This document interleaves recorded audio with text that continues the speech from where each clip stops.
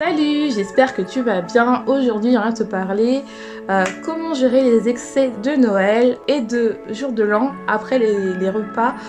Des fois même, il y a plusieurs personnes, ils ont plusieurs repas parce qu'ils ont ils ont une grande famille. Donc, on se retrouve après le générique. Et tu vas pas croire, c'est quoi la dernière conseil à faire. J'espère que vous allez bien. Si tu ne me connais pas, moi je suis tout simplement Alicia et j'aide les gens à arrêter de manger leurs émotions et à atteindre leur point d'équilibre et avoir une relation saine avec l'alimentation et ne plus utiliser leur alimentation pour gérer leurs émotions. Aujourd'hui, je suis en train de te parler comment gérer les excès de Noël, perdre du poids. Mais si cette fois-ci, cette année, tu te disais j'ai pas envie de perdre les 2 kilos que j'ai pris ou les 5 kilos que j'ai pris d'ici les fêtes de Noël, mais j'ai envie vraiment de travailler sur moi. J'ai envie vraiment d'arrêter de manger mes émotions. J'ai envie d'être bien en fait. J'ai envie de perdre du poids mais d'atteindre mon poids d'équilibre. J'en ai marre de faire l'effet yo-yo, c'est-à-dire dès qu'il y a un repas de famille, je mange beaucoup trop, ou bien même là on est le 2, on est le 3 et je continue à manger alors que les fêtes sont finies, j'ai vraiment envie de prendre soin de moi. Pourquoi tu fais pas ça?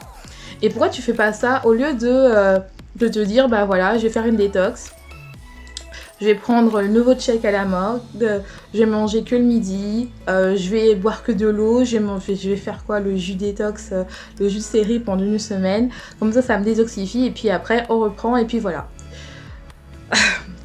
Vous savez ce que je pense sur les détox. Je pense que faire une détoxification c'est bien mais il faut toujours être accompagné de quelqu'un, faut pas le faire tout seul. Mais là, si cette année tu décidais de vraiment prendre soin de toi, si tu te mettais en priorité, ce serait pas bien si enfin tu arrives à atteindre le poids que tu veux, le poids d'équilibre, sans frustration, sans éliminer quelque chose, sans vraiment manger des 1000 calories pour atteindre je sais pas quoi.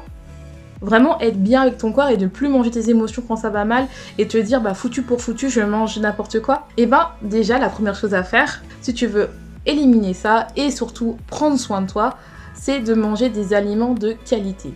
Arrête, je sais pas, des pizzas, tout ça, mais prends-toi des bonnes protéines, tout ce qui est viande, poisson, des bons légumes frais et des pommes de terre, du riz, voilà. Vraiment, prends des aliments non transformés, mais des vrais aliments que tu manges avec des bonnes qualités qui sont bonnes, avec des bonnes qualités nutritives, des bons macronutriments.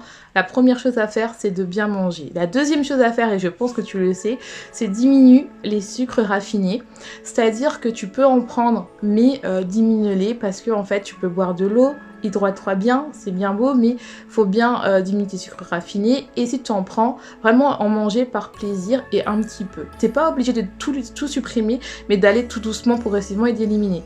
Au lieu de prendre des sucres raffinés, commence par manger des fruits, faire tes compotes toi-même, c'est pas difficile, faire des trucs où au final, tu verras que ça va aller mieux.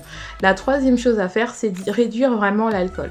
T'as fait les fêtes, je pense que t'as bien profité de l'alcool, essaye d'éviter l'alcool ou bien d'en prendre vraiment le week-end. De toute façon, c'est recommandé 1 verre par semaine, mais moi je bois pas d'alcool, mais tu peux vraiment réduire ça parce que l'alcool ça apporte beaucoup de sucre et donc en fait tout ça ce qui fait que quand tu apportes du sucre ça attire, plus tu manges du sucre, plus tu as envie de manger du sucre et notre corps il adore ça, il adore tout ce qui est aliments sucrés. La quatrième chose à faire est la plus simple.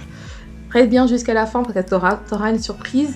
Savoir si tu manges trop ou pas. T'inquiète pas, reste bien jusqu'à la fin pour savoir si tu auras la surprise. Et c'est bien sûr ceux qui sont restés jusqu'à la fin qui auront cet atelier gratuit. La quatrième chose, c'est commence par faire une activité physique.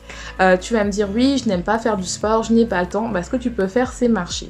Je l'ai déjà dit, une vidéo, si tu n'as pas vu ma vidéo, comment perdre du poids si on ne fait pas du sport, on peut commencer par marcher, faire un tour, même si c'est une demi-heure, même si c'est 10 minutes, tous les jours, ça va te faire du bien. Et déjà, ça va t'aider à ressembler à te ressentir sur toi et c'est un moment pour prendre soin de toi. Donc n'hésite pas vraiment à faire du sport. Ou bien si tu veux pas faire du sport, à marcher et fais un sport qui te plaît. Ça ne sert à rien de faire du HIIT si t'aimes pas ça, ou faire des intervalles training, ou faire des circuits à haute intensité. Tu peux très bien perdre du poids en faisant de la danse, ou bien en faisant du body bar, ou en faisant du yoga, il faut prendre un sport qui te plaît parce que le sport c'est juste 20% de la note pour perdre du poids. Le sport c'est vraiment fait pour se connecter avec toi-même et c'est le plus important cette année, c'est qu'on veut prendre soin de nous et on veut se mettre en priorité. C'est ça la règle aujourd'hui et pas juste perdre 2 kilos parce qu'on fait une détox qu'on veut perdre rapidement. En tout cas, c'est mon cas.